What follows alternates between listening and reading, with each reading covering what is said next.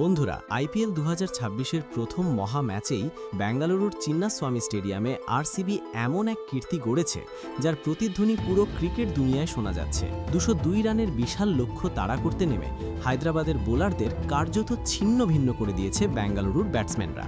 তবে এই বড় পরাজয়ের পর সানরাইজার্স হায়দ্রাবাদের তরুণ অধিনায়ক ঈশান কিষান যে বক্তব্য দিয়েছেন তা প্রমাণ করে দেয় যে হারার পরেও শতকে স্বীকার করার সাহসী একজন প্রকৃত নেতার পরিচয়। আজকের এই বিশেষ ভিডিওতে আমরা আপনাদের জানাবো ঈশান কিষানের সেই সম্পূর্ণ বক্তব্য এবং সেই তিনটি বড় ভুলের কথা যার কারণে হায়দ্রাবাদের জয়ের স্বপ্ন একেবারে ভেঙে চুরমার হয়ে গেছে।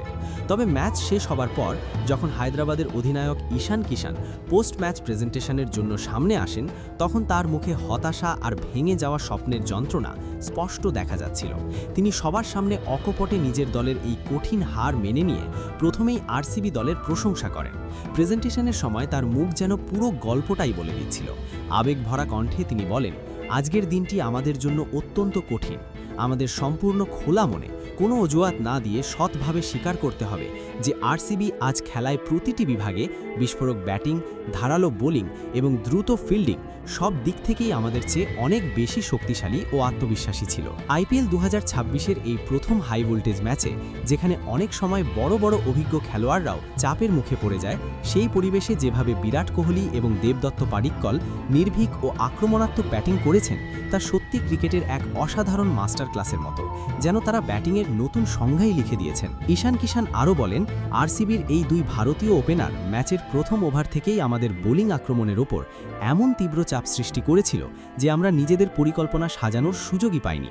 পাওয়ার প্লের প্রথম ৬ ওভারেই তারা আমাদের পুরোপুরি ব্যাকফুটে ঠেলে দেয় এবং আমাদের প্রধান বোলারদের আত্মবিশ্বাস নষ্ট করে দেয়। বিশেষ করে যদি বিরাট কোহলির ইনিংসের কথা বলা হয়, তাহলে তিনি আজ যেভাবে নিজের ইনিংস গড়েছেন, যেভাবে ফাঁক খুঁজে নিয়েছেন এবং প্রায় ১৬১ স্ট্রাইক রেটে ব্যাটিং করেছেন, তা আমাদের পুরো বোলিং ইউনিটের মনোবল ভেঙে দিয়েছে।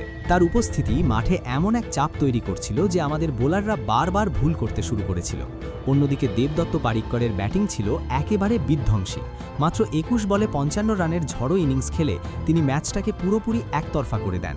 তার ২৪২.৮৬ স্ট্রাইক রেটই বলে দেয় আজ আমাদের বোলিং পরিকল্পনা কতটা ব্যর্থ ছিল। চিন্নাস্বামীর মতো ছোট মাঠে যখন এমন বিশ্বমানের ব্যাটসম্যানরা এতটা আধিপত্য বিস্তার করে, তখন ম্যাচে ফিরে আসার সুযোগ খুবই কম থাকে।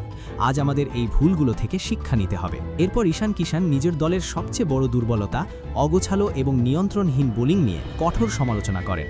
তিনি বলেন, আজ আমাদের বোলাররা শুধু আমাকে নয়, পুরো দল এবং টিম ম্যানেজমেন্টকেও হতাশ করেছে। সবাই জানে বেঙ্গালুরুর এই মাঠ ছোট এবং আউটফিল্ড খুব দ্রুত।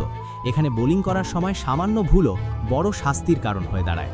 কিন্তু আজ আমাদের বোলাররা বারবার ব্যাটসম্যানদের শক্তির জায়গায় বল করেছে, যার সুযোগ নিয়ে বিরাট কোহলি এবং দেবদত্ত পাডিক্কল বড় বড় শট খেলেছে। তিনি আরও বলেন, অভিজ্ঞ বোলারদের কাছ থেকেও আজ প্রত্যাশিত পারফরম্যান্স পাওয়া যায়নি।